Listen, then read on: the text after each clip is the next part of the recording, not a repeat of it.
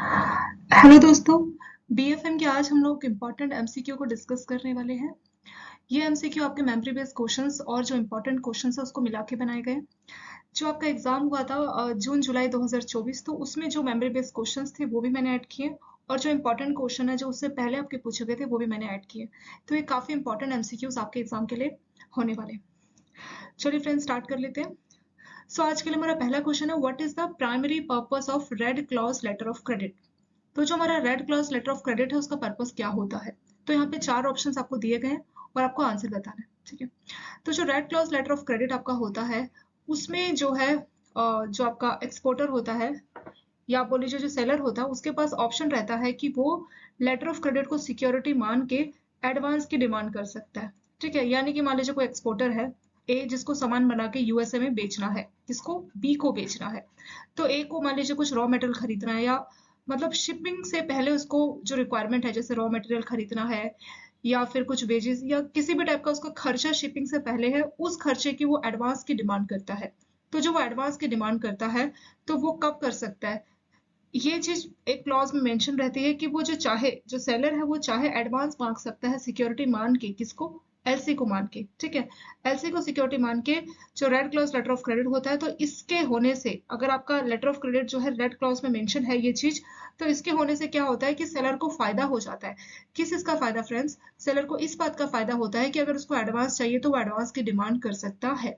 तो ये प्रॉपर जब लेटर ऑफ क्रेडिट बनता है तो उसमें सारी टर्म्स कंडीशन सारा कुछ मेंशन रहता है। तो अगर ये वाला क्लॉज ऐड है तो क्लॉज में क्या लिखा जाएगा, क्लॉज में ये लिखा जाएगा कि अगर सेलर चाहे तो वो एडवांस की डिमांड कर सकता है शिपिंग से पहले। तो वो चीज जो है रेड इंक में लिखी जाती है, इसीलिए इसको red clause letter of credit बोला जाता है। मतलब ये क्लॉज है, क्लॉज एक ऐड किया गया है letter of credit. Letter of credit क्या होता है, एक डॉक्यूमेंट होता है जिसमें सारी टर्म्स कंडीशन जो है सेलर और बायर की बैंक के द्वारा वो सब चीज मेंशन की जाती है। तो ये जो रेड क्लॉज अगर डाल दिया गया है तो रेड क्लॉज में क्या लिखा जाएगा, रेड क्लॉज में रेड इंक से ये लिखा जाएगा कि जो बायर है, सॉरी जो सेलर है, वो चाहे तो एडवांस की डिमांड कर सकता है बायर से। जैसे कुछ आप बाइक्स लेते हो ना, कुछ बाइक ऐसे मॉडल होते हैं जिसमें आपको पहले से कुछ एडवांस पे करना होता है, ठीक है। तो इससे क्या होता है, सेलर को फायदा हो जाता है। किस टाइप का फायदा, कि अगर उसको मान लीजिए रॉ मटेरियल खरीदना है, उसके लिए उसके पास पैसे नहीं है, पर वो एडवांस डिमांड करके बायर से एडवांस पैसा लेके क्या कर सकता है, अपना रॉ मटेरियल खरीद के सामान बना के बेच सकता है। तो वही होता है आपका red clause letter of credit. तो यहाँ पे इसका मतलब क्या होता है, यानी जो red clause letter of credit है इसका पर्पस क्या होता है, इसका पर्पस क्या गारंटी पेमेंट होता है, नहीं। डॉक्यूमेंट सबमिशन का गारंटीड पेमेंट नहीं इसका मतलब होता, क्योंकि वो तो अगर सारे डॉक्यूमेंट्स क्लियर हो गए तो पेमेंट तो सब जगह मिल जाती है। तो रेड क्लॉज का ये फीचर नहीं होता। To allow the seller to request advance, हाँ ये वाला पॉइंट बिल्कुल सही है कि जो सेलर है जो अपना सामान बना के बेच रहा है वो चाहे तो एडवांस की डिमांड कर सकता है। इस वाला अगर ये वाला रेड क्लॉज में अगर ये चीज मेंशन की गई है कि वो एडवांस मांग सकता है तो वो एडवांस की डिमांड कर सकता है। तो यही होता है आपका red clause letter of credit. So जो सेकंड है वो आपका सही है। तीसरा है to ensure compliance with international guidelines, तो जो इंटरनेशनल जो गाइडलाइंस होती है वो तो सभी को कंप्लायंस को माननी ही पड़ती है। चौथा है to protect the buyer from payment default, ये बायर को प्रोटेक्ट नहीं करता, ऐसा कुछ भी नहीं है। ये बाकी के सारे पॉइंट्स गलत है, सिर्फ और सिर्फ जो सेकंड वाला है वो आपका आंसर सही है। तो बी यानी सेकंड ओनली आपका आंसर इसमें हो जाएगा। ये वाला क्वेश्चन आपका फ्रेंड्स पूछा गया था जो आपका जुलाई 2024 में एग्जाम हुआ था ना बीएफएम का, तब ये वाला क्वेश्चन आपका पूछा गया था। इस बार जो आपका पेपर था ना, वैसे ये काफी इजी था फ्रेंड्स, ज्यादा डिफिकल्ट नहीं था। अगर हम 4 या 5 साल का अगर आप डेटा ले लीजिए आपके सीएबी का जो एग्जाम हुआ था बीएफएम का, तो सबसे ज्यादा इजी पेपर इस बार आपका पूछा गया था। तो ये जो क्वेश्चन है रेड क्लॉज का पूछा गया था, और रेड क्लॉज अभी नहीं बल्कि हमेशा पूछा जाता है, काफी आपका इंपॉर्टेंट भी है और आपका मेमोरी बेस्ड क्वेश्चन भी ये है। तो यहाँ पे देखिए नीचे लिखा गया कि जो रेड क्लॉज होता है उसके तहत जो एक्सपोर्टर है वो चाहे तो एडवांस की डिमांड कर सकता है। तो इससे क्या होता है कि उसको फायदा हो जाता है कि वो गुड्स को परचेज कर सकता है, उसके पास मतलब पैसे आ जाते हैं गुड्स को मैन्युफैक्चर करने के लिए, उसको रॉ मटेरियल के लिए अगर उसको पैसे चाहिए तो उसको पैसे मिल जाता है, ठीक है। तो सेकेंड वाला आंसर आपका करेक्ट इसमें हो जाएगा। एक क्वेश्चन है, ये आपका इंपॉर्टेंट क्वेश्चन है, ये पूछ सकते हैं which of the following transactions is known as capital account transactions. तो ये अभी जुलाई 2024 में तो नहीं पूछा गया था, बट ये जो है पूछ लिया जाता है अक्सर, ये भी आपका पहले पूछा गया है, कैपिटल अकाउंट ट्रांजेक्शंस क्या होती है। तो जो आपका फेमा यानी फॉरेन एक्सचेंज मैनेजमेंट एक्ट 1999 है, उसके तहत किस वाले ट्रांजेक्शन को आप कैपिटल अकाउंट ट्रांजेक्शंस बोलेंगे। तो फ्रेंड्स ट्रांजेक्शंस जो है दो टाइप की हो सकती है, एक हो सकता है कैपिटल अकाउंट और दूसरा हो सकता है करंट अकाउंट, ठीक है, तो कैपिटल अकाउंट ट्रांजेक्शन में क्या है कि कोई असेट जुड़ेगा तो उसको हम कैपिटल अकाउंट ट्रांजेक्शन बोलेंगे। या तो कोई असेट जुड़ेगा या कोई लायबिलिटी बनेगी। लायबिलिटी या असेट को अगर इम्पैक्ट करेगा तो उसको हम बोलेंगे कैपिटल अकाउंट ट्रांजेक्शन। जैसे कि आप अपने घर के एग्जाम्पल से इसको लेके समझ सकते हैं। आपने क्या किया, आपने एक टीवी खरीदा, एक फ्रिज खरीदा, आपने घर खरीदा, तो क्या कोई चीज जुड़ चुकी है आपके पास, तो वो आपका कैपिटल अकाउंट हो जाएगा। करंट में क्या है कि आप ग्रोसरी ले रहे हैं, सब्जी ले रहे हैं, ठीक है, फीस भर रहे हैं और अपना सिलेंडर, गैस सिलेंडर भरवा रहे हैं आप लोग, ये जो ट्रांजेक्शन है ये आपकी करंट अकाउंट है। तो आपकी जो डेली घर की ट्रांजेक्शन है उनसे भी आप समझ सकते हैं कि आपकी कैपिटल है या करंट है। कैपिटल में क्या होगा कि कोई असेट जुड़ जाएगी। आपके घर में कौन सा असेट जुड़ सकता है, जैसे मान लीजिए आपने टीवी लिया, फ्रिज लिया, वॉशिंग मशीन लिया, आपने एसी खरीदा, आपने आपने घर ही खरीदा, आपने अपना नया घर खरीदा, तो ये सारे क्या है, इन सब में आपकी असेट जुड़ रही है, कोई ना कोई असेट जुड़ रही है, तो इसको कैपिटल अकाउंट ट्रांसफर्स बोला जाएगा। लायबिलिटी को कैसे इम्पैक्ट कर रहा है, मान लीजिए आपने घर खरीदा तो नॉर्मल सी बात है, आपने लोन लेके ही खरीदा होगा। सो फ्रेंड्स, यहाँ पे आपकी लायबिलिटी बढ़ चुकी है, तो असेट और लायबिलिटी को अगर इम्पैक्ट करेगा तो वो हमारी कैपिटल अकाउंट ट्रांजेक्शन होती है। अब आपके घर से लेंगे करंट अकाउंट का एग्जाम्पल। आपने क्या किया, अपना मोबाइल रिचार्ज किया, बच्चों की स्कूल की फी आपने भरी, और आपने क्या किया, आपने अपना सिलेंडर भरवाया, आपने ग्रोसरी का सामान खरीदा। तो इन सब से क्या हो रहा है कि कुछ असेट नहीं जुड़ रहा। ऐसा नहीं कि आपने आपने स्कूल की फीस भरी, आपने अपना मोबाइल का रिचार्ज किया था, कोई असेट जुड़ा, ऐसा कुछ भी नहीं हुआ। ये आपके डे टू डे रिक्वायरमेंट के लिए जरूरी होता है, तो वो हमारी करंट अकाउंट ट्रांजेक्शन होती है। कैपिटल क्या होगा, ये बहुत फ्रिक्वेंटली नहीं होगा, इसकी फ्रिक्वेंसी बहुत कम होगी, बट इसकी फ्रिक्वेंसी बहुत ज्यादा होगी। मतलब ये हर महीने इस तरह से आपका होगा, बट ये हर महीने नहीं होगा। हर कोई अपने घर में हर महीने टीवी फ्रिज ये सब लेके नहीं आता। तो ये जो कैपिटल है ये एक बड़े अमाउंट का होता है, ठीक है, ये जो ट्रांजेक्शन है ये महंगा होता है एज कम्पेयर टू करंट। और ये जो है इसकी फ्रिक्वेंसी बहुत कम होती है। जैसे आप टीवी फ्रिज घर तो लाइफ में एक बार ही लेते हैं ना, तो इसकी फ्रिक्वेंसी बहुत कम होती है और इसकी फ्रिक्वेंसी बहुत ज्यादा होती है। जैसे आपको फी तो हर महीने भरनी है, सिलेंडर आपको हर महीने भरवाना है, ग्रोसरी हर महीने खरीदनी है, तो इस तरह की आपकी करंट अकाउंट ट्रांजेक्शन हो जाती है। ठीक है फ्रेंड्स, तो अब हम इस पे आ जाते हैं। अगर आप कोई फॉरेन एक्सचेंज की टर्म में अगर आप बात करें करंट अकाउंट, तो अगर आपका कोई असेट जुड़ रहा होगा या लायबिलिटी को इम्पैक्ट होगा तो वो आपकी कैपिटल अकाउंट ट्रांजेक्शन इसमें हो जाएगी। तो अब एग्जांपल देखते हैं। A resident individual invest in foreign equity and receive shares. तो आपने क्या किया, फॉरेन कंपनी के शेयर्स आपने ले लिए, तो आपको शेयर मिल गया, कोई चीज जुड़ चुकी है आपके पास ना, कोई असेट आपके पास आ चुका है, तो ये आपकी होगी capital account transaction. A parent send money to child studying abroad. तो एक बच्चा आपका बाहर पढ़ता है, मान लीजिए यूएसए में आपका बच्चा पढ़ रहा है, तो उसको आप ट्यूशन फी के पैसे दे रहे हो, तो इससे कोई असेट नहीं जुड़ रहा, ये खर्चे एक्सपेंसेस है जो आपको हर महीने देने होंगे, तो ये आपका कैपिटल अकाउंट नहीं है, ये आपका करंट अकाउंट हो जाएगा। ठीक है, करंट अकाउंट ट्रांजेक्शन होगा, ना कि कैपिटल। पर क्वेश्चन हमारा किसका है फ्रेंड्स, ये है कैपिटल अकाउंट का, तो सेकंड वाला गलत होगा। तीसरा, अ रेजिडेंट पे इंटरेस्ट ऑन ए लोन। अगर आपने मान लीजिए बाहर के बैंक से लोन लिया, उस पर इंटरेस्ट पे कर रहे हैं, तो ये भी आपका करंट अकाउंट ही होगा, कैपिटल नहीं होगा। क्यों, क्योंकि जो आप इंटरेस्ट पे कर रहे हो वो आपका एक खर्चा है, इससे कोई असेट नहीं जुड़ रही, तो ये भी आपका क्या हो जाएगा, करंट अकाउंट। लास्ट है, और रेजिडेंट पे फॉर ट्रैवल एक्सपेंस। आप क्या कर रहे हैं, बाहर घूमने जा रहे हैं, तो ट्रैवल एक्सपेंस आप कर रहे हैं, खर्चा कर रहे हैं घूमने पे, तो ये भी आपका करंट अकाउंट का खर्चा ट्रांजेक्शन होगा, ना कि कैपिटल। तो ये तीनों ही आपके करंट वाले हैं, कैपिटल वाला सिर्फ और सिर्फ वन है, तो आंसर क्या हो जाएगा फ्रेंड्स, वन ओनली। ठीक है, तो कैपिटल अकाउंट में क्या होता है कि असेट और लायबिलिटी को इम्पैक्ट करता है, या तो जुड़ती है घटती है, उसी वाले को हम लोग कैपिटल अकाउंट ट्रांजेक्शन बोलते हैं। और बाकी के जो आपके ट्यूशन फी पेमेंट करना, इंटरेस्ट और ट्रैवल, ये सारे आपके करंट अकाउंट ट्रांजेक्शन है। अगर मान लीजिए क्वेश्चन होता कि which is classified as current account transaction, ठीक है, तो उस केस में आंसर हो जाता 2, 3 एंड 4। लेकिन ये क्वेश्चन है करंट अकाउंट कैपिटल अकाउंट का, तो सिर्फ फर्स्ट वाला आंसर आपका हो जाएगा, वन ओनली। व्हाट कैरेक्टरिस्टिक्स है करंट अकाउंट ट्रांजेक्शंस। तो फेमा एक्ट के हिसाब से करंट अकाउंट किसको बोला जाएगा, तो फ्रेंड्स करंट अकाउंट के ऊपर भी आपका क्वेश्चन आ चुका है। तो करंट अकाउंट में क्या होता है कि आपके खर्चे होते हैं और इससे कोई आपका असेट और लायबिलिटी को इम्पैक्ट नहीं पड़ता। जैसे कि it alter the asset and liability of a person outside India. ठीक है, इंडिया से बाहर आपकी असेट और लायबिलिटी को इम्पैक्ट करता है। ये बात इंपॉर्टेंट आपको याद करनी है फ्रेंड्स, कि जो फेमा एक्ट है वहां पे यही बात होगी कि इंडिया से बाहर आपने कोई घर बना लिया या इंडिया से बाहर आपने कुछ लोन ले लिया, ठीक है, तो ये आपके असेट और लायबिलिटी को इम्पैक्ट करता है। नहीं, करंट अकाउंट नहीं बल्कि कैपिटल अकाउंट इम्पैक्ट करता है। तो ये पहले वाला गलत हो जाएगा, क्योंकि ये हमारे कैपिटल अकाउंट का डेफिनेशन है। सेकेंड है, it include payment related to trade and personal expense. ये वाली बात सही है कि जो आपके खर्चे होते हैं वो आपका करंट अकाउंट ही होता है, ये सेकंड वाला बिल्कुल सही है। तीसरा, it result in acquisition of property. अगर आप बाहर कोई प्रॉपर्टी ले रहे हैं अब्रॉड में, मान लीजिए आपने यूएसए में घर लिया, तो ये आपकी कैपिटल होगी। क्यों, क्योंकि आपका एक असेट जुड़ गया ना इंडिया से बाहर, तो ये कैपिटल होगा, ना कि करंट। तो तीसरा वाला भी गलत हो जाएगा। चौथा, it involve investment in foreign company, अगर आप बाहर की कंपनी में इन्वेस्ट कर रहे हैं तो आपकी इन्वेस्टमेंट हो रही है, आपका असेट जुड़ रहा है, तो ये भी आपकी कैपिटल अकाउंट ट्रांजेक्शन होगी। तो सेकंड, थर्ड, फोर्थ कैपिटल है और फर्स्ट वाला भी कैपिटल है, तो फर्स्ट, थर्ड और फोर्थ तो रूल आउट हो जाएगा, सिर्फ सेकंड जो है आपका आंसर हो जाएगा। So B, two only. Current account में क्या होता है कि आपके खर्चे होते हैं, या आप ऐसे भी बोल लीजिए कि करंट अकाउंट उसको बोला जाएगा जो कि कैपिटल अकाउंट नहीं है। कैपिटल अकाउंट कौन सा नहीं होगा? कैपिटल अकाउंट में कोई असेट जुड़ती है या फिर आपका लायबिलिटी को इम्पैक्ट पड़ता है, तो उसी को हम लोग कैपिटल अकाउंट बोलते हैं। मैंने आप लोगों को आपके घरों के एग्जांपल से भी समझाया फ्रेंड्स, कैपिटल और करंट आपका क्या होता है। जैसे आपने घर घर खरीदा, टीवी, फ्रिज, ये सब आपका कैपिटल अकाउंट हो जाएगा। करंट में क्या हो जाएगा फ्रेंड्स, जैसे आपने मान लीजिए अपना बिजली का बिल भरा, स्कूल की फीस भरी, ये सारा आपका करंट अकाउंट ट्रांजेक्शन हो जाएगा। ठीक है, तो इससे आप याद रख सकते हैं।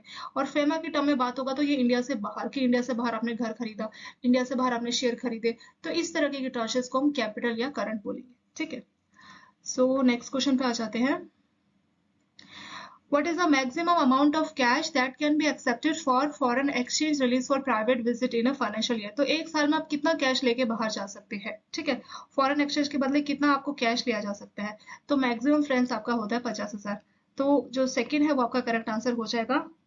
तो maximum amount cash that can be except for release, अगर मान लीजिए आप बैंक जा रहे हैं, ठीक है, और बोलते हैं कि मुझे फॉरेन एक्सचेंज से, तो मुझे क्या करना है, मुझे डॉलर खरीदने हैं, कोई भी फॉरेन एक्सचेंज आपको खरीदने हैं, तो बैंक क्या बोलता है कि हम आपके अकाउंट को डेबिट करेंगे। आप बोल रहे हो नहीं नहीं मुझे कैश ही देना, मेरे मैं अकाउंट को डेबिट मत कीजिए, मुझे बस कैश देना है, तो उस केस में मैक्सिमम बैंक आपका 50,000 का कैश के बदले आपको एक्सचेंज दे सकता है।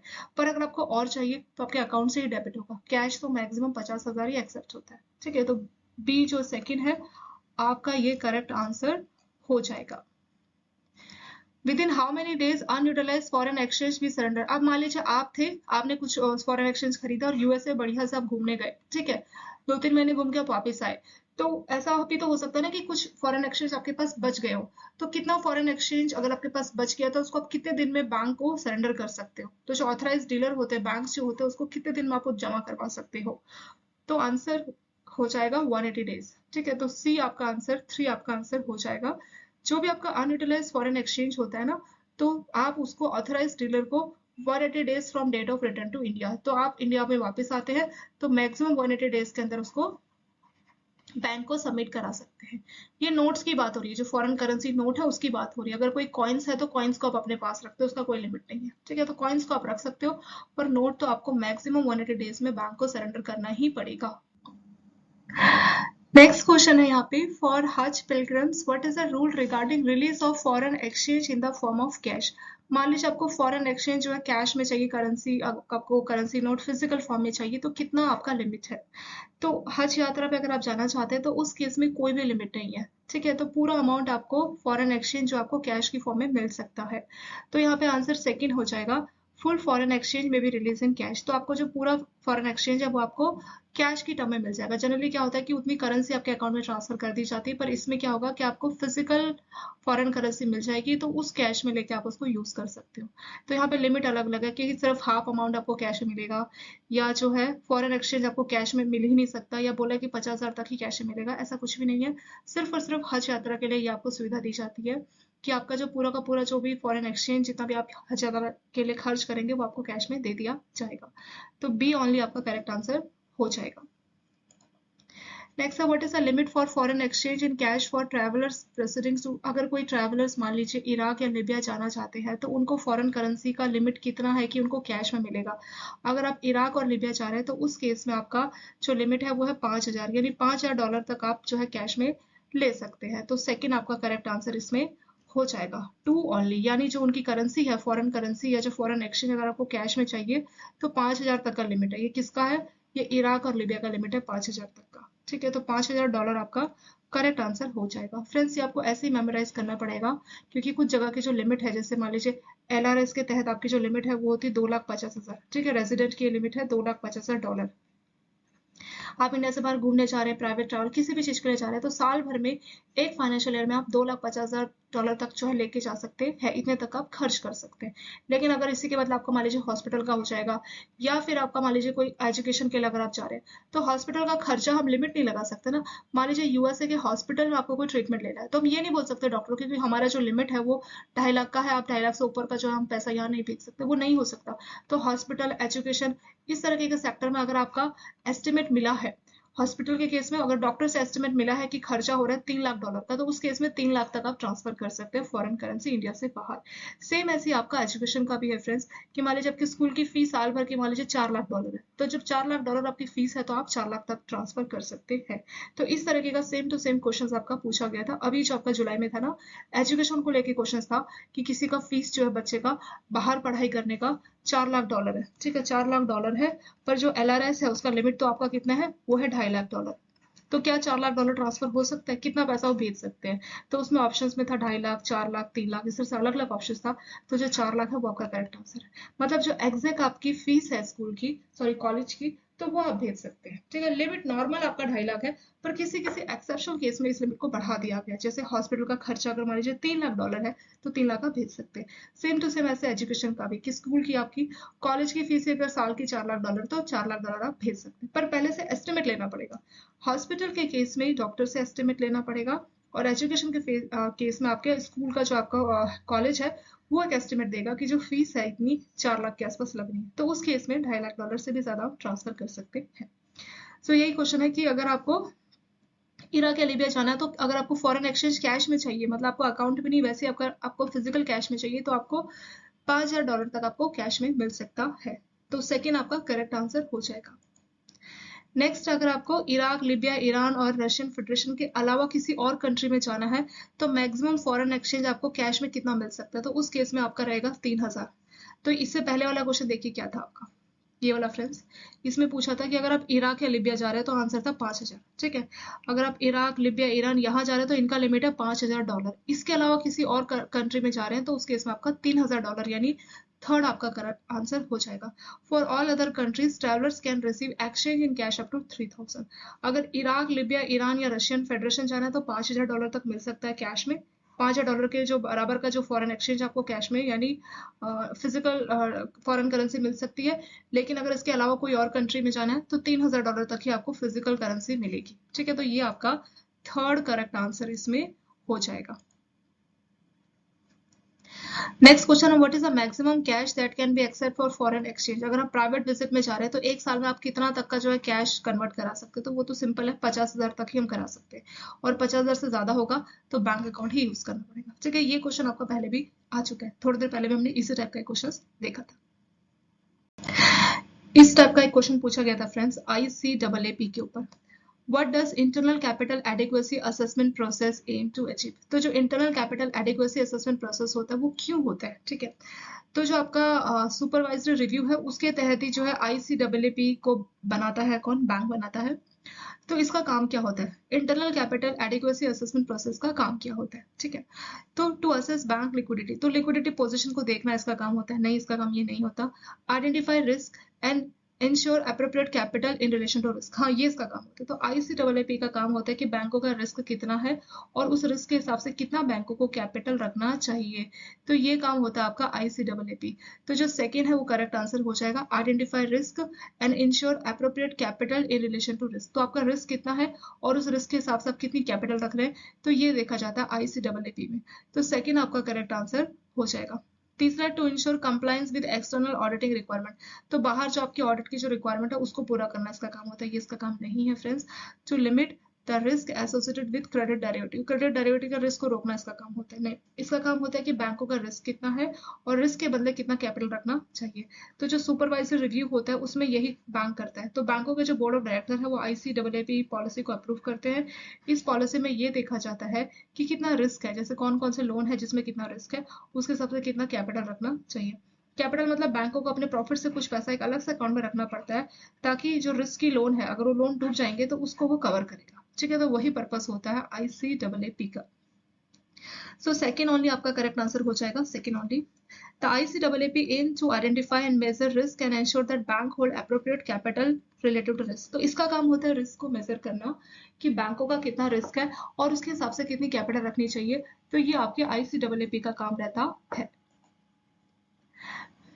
नेक्स्ट है which of the following document is required to be submitted by resident for making overseas direct investment. अगर मान लीजिए इंडिया से बाहर आपको कुछ पेमेंट करनी है, कुछ इन्वेस्टमेंट करनी है, तो कौन कौन से डॉक्यूमेंट आपको सबमिट करने होते हैं? एक तो होता है फॉर्म A2 जिसमें सारी डिटेल्स आपकी रहती है।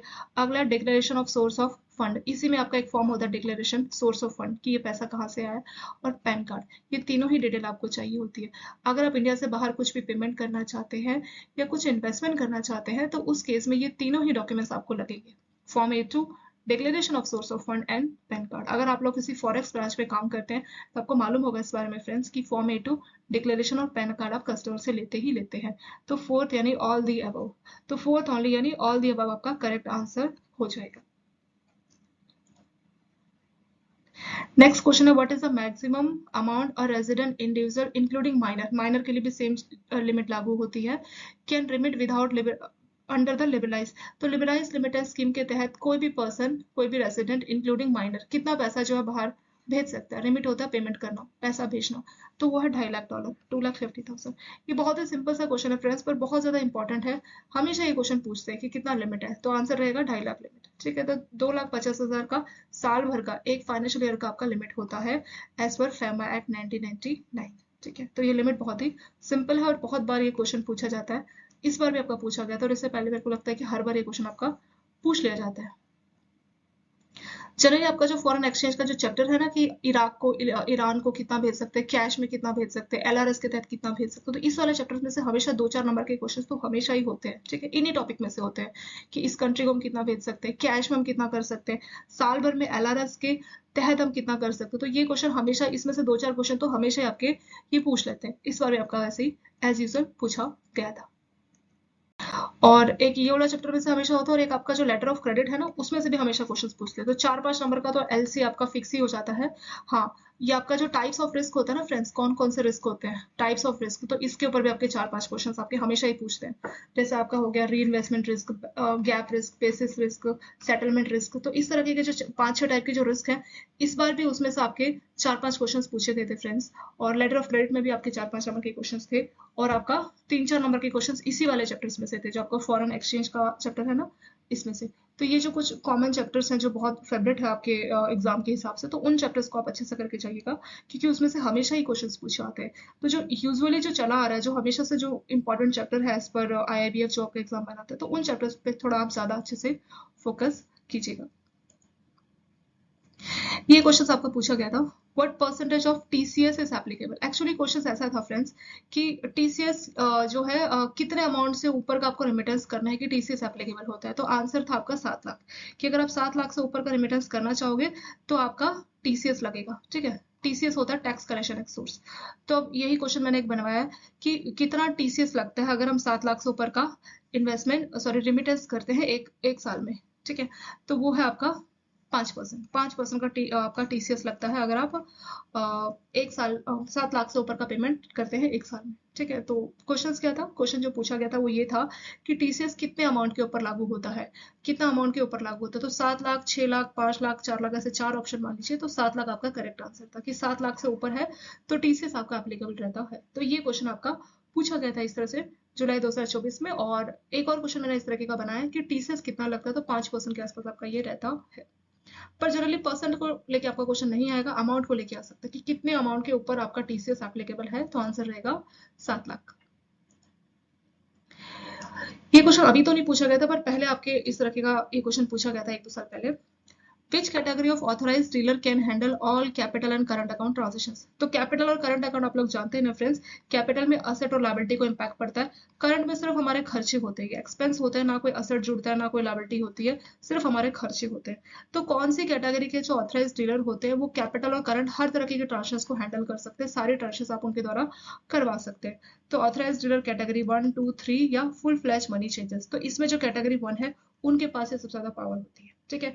तो जो ऑथराइज डीलर कैटेगरी 1 होते हैं वो सारे की सारी करंट और कैपिटल अकाउंट की ट्रांसफर्स कर सकते हैं according to RBI directions. RBI के डायरेक्शन के हिसाब से सिर्फ और सिर्फ जो कैटेगरी 1 वाले जो आपके ऑथराइज डीलर है वो ये वाले ट्रांसफर्स कर सकते हैं। तो 1 ओनली आपका करेक्ट आंसर इसमें हो जाएगा। एक है what is the key feature of sight letter of credit. Sight का मतलब क्या होता है? इमीडिएटली। साइट का मतलब है इमीडिएटली। ठीक है। तो साइट लेटर ऑफ क्रेडिट का क्या फीचर्स होता है? तो इसका feature payment is made at future date. Future date में पेमेंट होगी नहीं। साइट का मतलब जब इमीडिएटली है तो फ्यूचर डेट में पेमेंट नहीं होगी। Payment is made upon presentation of conforming documents. कुछ डॉक्यूमेंट्स है वो प्रेजेंट करने पे पेमेंट हो जाएगी, ये बात सही है। डॉक्यूमेंट्स आप दीजिए, पेमेंट आपको इमीडिएट मिल जाती है। It can not be amend. इसको अमेंड नहीं कर सकते, ऐसा कुछ नहीं है। It required a bill of exchange. बोल रहे हैं इसमें बिल ऑफ एक्सचेंज की जरूरत होती है। तो लेटर ऑफ क्रेडिट है तो बिल ऑफ एक्सचेंज का क्या काम है? तो जो आपका साइट होता है इसमें क्या होता है कि आपको इमीडिएट पेमेंट मिल जाती है। आप डॉक्यूमेंट्स दीजिए, आपको इमीडिएट बैंक पेमेंट कर देता है। वो होता है आपका साइट लेटर ऑफ क्रेडिट। ठीक है। तो जो आपके ऑप्शन है 1 2 3 4, इसमें से जो 2 है वही आपका करेक्ट आंसर है, B. A sight letter of credit allow the beneficiary to receive payment immediately. तो इसमें क्या होता है कि बेनिफिशियरी को इमीडिएटली पेमेंट मिल जाती है जब डॉक्यूमेंट्स उसको मिल जाते हैं। तो इसके लिए कोई फ्यूचर पेमेंट या किसी बिल ऑफ एक्सचेंज का कोई काम नहीं है, कोई भी जरूरत नहीं होती। डॉक्यूमेंट्स दीजिए और पेमेंट आपको इमीडिएटली मिल जाती है। वो होता है आपका साइट लेटर ऑफ क्रेडिट, यानी इमीडिएट पेमेंट मिल जाएगा। डॉक्यूमेंट्स आपको सही तरह से सबमिट करना पड़ेगा। एक क्वेश्चन है what is the primary purpose of bill of lending. Bill of lending का मेन पर्पस क्या होता है? तो बिल ऑफ लेंडिंग एक तरीके का प्रूफ होता है। बिल ऑफ लेंडिंग आपका एक प्रूफ होता है फ्रेंड्स, कि जो डॉक्यूमेंट्स है उसकी मूवमेंट हुई है, मतलब डॉक्यूमेंट्स यहाँ से वहां आए हैं, तो उस बात का प्रूफ होता है बिल ऑफ लेंडिंग। तो इसके 4 ऑप्शंस हैं। To serve as a transport documents evidence था, तो ये ट्रांसपोर्ट डॉक्यूमेंट के तौर पे काम करता है, ये बात बिल्कुल सही है। इंश्योरेंस कवरेज के तौर पे काम करता है, ये बात गलत है। ये जो पेमेंट है शिपिंग फी पे हुई है उसकी रिसिप्ट के तौर पे काम करता है। और to guarantee the quality of goods की गारंटी। बाकी सारी बातें गलत है, सिर्फ और सिर्फ फर्स्ट वाला आपका आंसर सही हो जाएगा। तो बिल ऑफ लेंडिंग क्या होता है? The primary purpose of bill of lending is to serve as transport document that evidence the movement of goods. अब मान लीजिए आप यहाँ से दिल्ली गए और आप किसी में फ्लाइट से गए, तो ये आपके जाने का प्रूफ है, फ्लाइट टिकट। तो सेम ऐसे बिल ऑफ लेंडिंग किस बात का प्रूफ है? कि आपके डॉक्यूमेंट्स की सॉरी आपके जो गुड्स है उसकी शिपमेंट हुई है। ठीक है। तो ये आपका बताता है कि शिपमेंट इस जगह से उस जगह पे हुई है, यहाँ से गुड्स वहां पे गए हैं, तो उसका प्रूफ होता है आपका बिल ऑफ लेंडिंग। एक इसी टाइप का सेम टू सेम क्वेश्चन आपका पूछा गया था अभी। ये भी आपका मेमोरी बेस्ड क्वेश्चन सी है friends. What type of risk does a bank face when finance 5 year asset with 2 year liability. मतलब मान लीजिए 5 साल का बैंक का लोन था, ठीक है, और लायबिलिटी में मतलब मान लीजिए एफडी है, तो बैंक ने क्या किया, 5 साल का लोन जो है वो कहाँ से फाइनेंस किया, 2 साल की एफडी। यानी कस्टमर ने 2 साल का एफडी कराया, मान लीजिए 10 लाख का, और वही 10 लाख रुपए बैंक ने क्या किए, 5 लाख 5 साल के लोन के लिए दे दिए। तो जब 2 साल पूरा होगा, कस्टमर अपने एफडी के पैसे मांगने आएगा, तो बैंक उसको ये तो नहीं बोल सकता ना कि अभी 2-3 साल का वेट करो, आपका जो है पैसा 5 साल की जो है लोन पे चला गया। ऐसा बैंक नहीं बोल सकता। तो इस टाइम पे बैंक को कौन सा रिस्क हो सकता है? 5 साल के आपने असेट बनाई, 5 साल का आपने लोन दिया बैंक ने, 2 साल की जो लायबिलिटी थी एफडी थी। ठीक है। तो जो बैंकों की लायबिलिटी क्या होती है, जो एफडी जो भी सेविंग डिपॉजिट होते हैं वो बैंकों की लायबिलिटी होती है। ठीक है, जो भी सेविंग। और बैंकों के असेट क्या है, जो भी लोन है बैंकों के असेट होते हैं। क्यों? क्योंकि लोन से जो है असेट से बैंकों को पैसा मिलता है, वो उनकी अर्निंग होती है। लायबिलिटी में क्या है, बैंकों को पैसा देना पड़ता है। तो जितने भी डिपॉजिट है, चाहे FD RD normal saving bank, सारे बैंकों की लायबिलिटी होती है, क्योंकि इसमें पेमेंट बैंकों को करनी पड़ती है। और असेट से क्या है, बैंक ने 10% या 15% जो भी लोन पे आपसे रिकवर करना है वो बैंकों का प्रॉफिट होता है। ठीक है। तो जो भी असेट होते हैं वो बैंकों का प्रॉफिट होता है, और जो लायबिलिटी है वो बैंकों का खर्चा होता है। तो जो भी एफडी सेविंग बैंक है उसी पे तो बैंक खर्चा करता है ना, और प्रॉफिट सब अपने असेट अपने लोन पे बैंक अर्न करता है। तो 5 साल का लोन आपने दिया है और 2 साल की एफडी या 2 साल की आरडी के पैसों से, तो इस टाइम पे जो बैंकों को रिस्क फेस करना पड़ेगा, ये कौन सा रिस्क रहेगा? Credit, liquidity, market. क्रेडिट में क्या होता है कि जो अपोजिट पार्टी वो डिफॉल्ट कर जाए। लिक्विडिटी में क्या, बैंकों को कैश का कमी आ जाए। ये री इन्वेस्टमेंट रिस्क होता है। ठीक है। When A bank finance A 5 year loan with a short term, it face reinvestment risk. This is because bank may have to reinvest the fund from the liability after it. तो इसमें क्या होगा कि इसको हमने री इन्वेस्टमेंट रिस्क क्यों बोला, इसका कारण क्या है? तो यहाँ पे क्या होता है फ्रेंड्स कि मान लीजिए 2 साल का एफडी आपने कराया, इसमें मान लीजिए आप 7% का इंटरेस्ट दे रहे थे, और मान लीजिए लोन पे आप 9% कमा रहे थे, तो सीधा सीधा 2% को आपको यहाँ फायदा हो रहा था। ठीक है। अब क्या होगा कि 2 साल पूरा हो गया, 2 साल पूरा होने के बाद कस्टमर का एफडी क्लोज हुआ। अब कस्टमर बोलता है कि मुझे जो है एफडी क्या करनी है, दोबारा मेरी एफडी कर दो। तो उसके टाइम पे जरूरी नहीं कि इंटरेस्ट रेट 7 होगा, क्या पता इंटरेस्ट रेट बढ़ के 8% भी हो गया, कुछ मतलब रिस्क है, कुछ भी हो सकता है। मान लीजिए इंटरेस्ट रेट 8% है, तो बैंकों का जो लोन है वो तो नहीं चेंज हुआ ना, तो वो तो 9% पे रहेगा। तो यहाँ पे 8% और यहाँ पे 9%, तो मार्जिन घट के 1% हो गया। तो पहले अच्छा खासा 2% मार्जिन था, अब घट के 1% हो गया। तो इसी को री इन्वेस्टमेंट रिस्क बोला जाता है कि आप पैसे को जब दोबारा इन्वेस्ट कर रहे हैं, जो बैंकों को एफडी का पैसा मिला उसको दोबारा इन्वेस्ट कर रहा है, तो वो इंटरेस्ट या उतना अच्छा जो है बैंकों को मतलब उतना बेनिफिट नहीं हो पा रहा जितना पहले हो रहा था, तो वही उसका री इन्वेस्टमेंट रिस्क है। पहले तो सिर्फ 7% का बैंक एफडी दे रहा था, पर अगर मान लीजिए अभी इंटरेस्ट रेट बढ़ चुके हैं तो अब 8% पे करना पड़ेगा, तो सीधा सीधा 1% का बैंकों को लॉस हो गया, तो वही होता है री इन्वेस्टमेंट रिस्क। ठीक है, तो यही चीज यहाँ पे लिखी गई है, 3 ओनली, सी आपका करेक्ट आंसर इसमें हो जाएगा। इस टाइप का भी सेम क्वेश्चन आपका पूछा गया था friends recently. What type of risk arise if the deposit rate change while loan interest rate fix.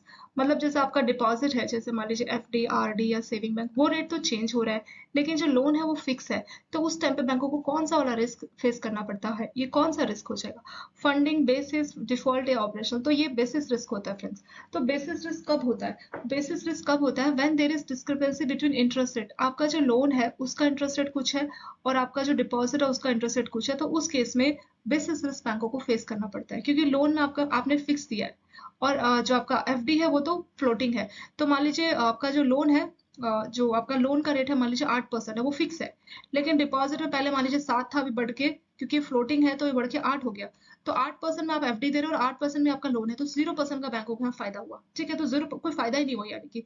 तो बेसिस रिस्क किस टाइप का रिस्क होता है? जब लोन में एक जगह पे रेट फिक्स है, एक जगह पे वेरी करते हैं, और जब रेट उल्टे डायरेक्शन में जाते हैं, उल्टे डायरेक्शन बोले तो कि मान लीजिए एफडी का रेट घटता तो बैंकों को फायदा होता, मान लीजिए 7 के बदले 6 होता, तो यहाँ सीधे सीधे 2% का फायदा होता, बट 6 के बदले बढ़ के वो 8 हो गए, तो 0% का फायदा, कोई फायदा ही नहीं हो रहा। तो इस टाइप के रिस्क को हम बेसिस रिस्क बोलते हैं। तो 2 ओनली आपका आंसर हो जाएगा। फंडिंग रिस्क क्या होता है? फंडिंग रिस्क मतलब बैंकों की जो फंड है उसको पूरा नहीं कर पा रहा, बैंकों के पास प्रॉपर फंड या कैश की अवेलेबिलिटी नहीं है। डिफॉल्ट रिस्क क्या होता है कि जो कस्टमर अपनी ईएमआई नहीं पे कर रहा, क्रेडिट रिस्क हो गया, तो वही आपका डिफॉल्ट या क्रेडिट रिस्क होता है। ऑपरेशन रिस्क मतलब सिस्टम फेलियर या स्टाफ ने कोई फ्रॉड कर दिया, उसकी वजह से बैंकों को जो लॉस होता है उसको ऑपरेशन रिस्क बोलते हैं। सिर्फ और सिर्फ बेसिस रिस्क ही ऐसा होता है जिसमें एक आपका फिक्स है, दूसरा फ्लोटिंग है, और एक के घटने से आपको लॉस हो जाए या एक के बढ़ने से आपको लॉस हो जाए, तो वो होता है आपका बेसिस रिस्क। तो सेकेंड आपका करेक्ट आंसर हो जाएगा। व्हाट इज गैप रिस्क, या इसको आप इंटरेस्ट रेट रिस्क भी बोल सकते हैं। ये वाला क्वेश्चन भी आपका पूछा गया था फ्रेंड्स अभी जुलाई 2024 में। तो गैप रिस्क क्या होता है? तो गैप बन जाना। ठीक है, किस किस के बीच में गैप? आपके असेट और लायबिलिटी के बीच में, आपके जो लोन है और जो आपके लायबिलिटी है उसके बीच में गैप क्रिएट होना, और ये कौन सा है कि नेगेटिव गैप क्रिएट होता है, तो उसको ही गैप रिस्क बोलते हैं। यानी कि आपका जो इंटरेस्ट रेट है, आपको जो इंटरेस्ट रेट है आपके हिसाब से ना हो, एक एडवर्स डायरेक्शन में मूव कर जाए, तो उस तरीके का रिस्क है आपका इंटरेस्ट रेट रिस्क। मान लीजिए मान लीजिए कुछ आपने एफडी करा रखी मान लीजिए, ठीक है, जिसमें आप 7% पे कर रहे हैं, और लोन में आप कितना पे कर रहे हैं? मान लीजिए लोन में आप कस्टमर से 9% रिकवर कर रहे हैं, तो सीधा सीधा 2% का फायदा हो रहा है आपको। ठीक है, मान लीजिए एफडी एक दूसरे बेंचमार्क में, मान लीजिए दोनों ही फ्लोटिंग है, एफडी मान लीजिए एमसीएलआर बेंचमार्क में है या लोन किसी ईबीएलआर दूसरे बेंचमार्क में, तो एमसीएलआर वाला बेंचमार्क बढ़ गया बट ये वाला नहीं बढ़ा। मान लीजिए एमसीएलआर वाला बेंचमार्क बढ़ गया, जिसके बढ़ने से 7 के बदले 8% आपका एफडी में आपको देना पड़ रहा है, पर ये वाला लोन वाला बेंचमार्क नहीं बढ़ा, जिसकी वजह से लोन आपका सेम है 9%, तो 9 माइनस 8 1%। तो पहले बैंकों का अच्छा खासा 2% का मार्जिन बच रहा था, अब सिर्फ 1% का मार्जिन बच रहा है। तो ये क्या, ये रिस्क हो गया ना कि 2 से आपका जो फायदा है वो 1% पे चला गया। तो ये आपका इंटरेस्ट रेट रिस्क होता है, क्योंकि इंटरेस्ट रेट एडवर्स, एडवर्स मतलब बैंकों का फायदा नहीं है, या अपोजिट बोल लीजिए। एडवर्स मतलब जो चीज नुकसानदायक होती है, तो इंटरेस्ट रेट का मूवमेंट होगा, मतलब इंटरेस्ट रेट चेंज होगा, लेकिन बैंकों का एडवर्स डायरेक्शन में होगा, यानी बैंकों का अच्छा खासा पहले एफडी में 7 मिल रहा था लेकिन 7 देना पड़ रहा था, अब 8% दे रहा है, तो ये बैंकों के लिए एडवर्स इंटरेस्ट रेट मूवमेंट हो जाएगी। ठीक है, इस तरह का अगर एडवर्स इंटरेस्ट रेट में मूवमेंट हो जाए और उसकी वजह से बैंकों को लॉस हो जाए, तो वो होता है बैंकों का गैप रिस्क, या इसको इंटरेस्ट रेट रिस्क भी बोला जाता है। क्योंकि यहाँ पे जो इंटरेस्ट है वो एडवर्स डायरेक्शन में मूव कर रहा है बैंक के हिसाब से, ये एडवर्स है। क्यों है एडवर्स? क्योंकि फ्रेंड्स आप सोच लीजिए कि एफडी में बैंक पहले 7% दे रहा था, बैंकों को 8% देना है, तो पहले 7% बैंक पे कर रहा था, उसको 8% पे करना है, तो ये तो बैंकों के लिए एडवर्स इंटरेस्ट रेट का मूवमेंट हो गया ना। तो इसीलिए इसको, इस वाले रिस्क को एडवर्स या सॉरी इस वाले रिस्क को इंटरेस्ट रेट रिस्क या गैप रिस्क बोला जाता है। बोल रहा है कि काउंटर पार्टी फेल होती तो उसको हम, काउंटर पार्टी फेल वाले को हम लोग बोलते हैं क्रेडिट या डिफॉल्ट रिस्क। ठीक है, और जो हमारे इक्विटी है, इक्विटी की जो है फ्लक्चुएशन हो रही है, अगर आपने कोई इक्विटी लिया भी है उसमें फ्लक्चुएशन हो रही है, तो वो तो आपका इंटरेस्ट रेट रिस्क बिल्कुल भी नहीं है। मिसमैच हो रहा है करेंसी एक्सचेंज में, तो ये आपका एक्सचेंज रेट रिस्क हो जाएगा। सिर्फ और सिर्फ गैप और इंटरेस्ट रेट में क्या होता है कि जो इंटरेस्ट रेट है वो एडवर्स डायरेक्शन में जाती है, तो सेकेंड ओनली आपका करेक्ट आंसर इसमें हो जाएगा।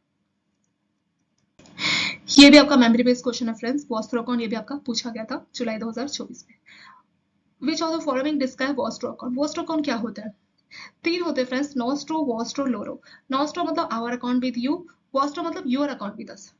योर अकाउंट विद अस यानी यूएसए के बैंक से इंडिया का एसबीआई बैंक बोल रहा है योर अकाउंट विद अस, यानी यूएसए ने अपना बैंक अकाउंट इंडिया में अगर खोला होगा तो उसको बोलेंगे वॉस्ट्रो अकाउंट। ठीक है, तो ये क्या हो जाएगा, foreign bank account in home currency of. अब नॉर्मल सी बात है कि अगर आप यूएसए के हो, आप ठीक है, आप इंडिया में आ रहे हो तो आप डॉलर तो नहीं चला सकते, आपको इंडिया की करेंसी यूज करनी पड़ेगी।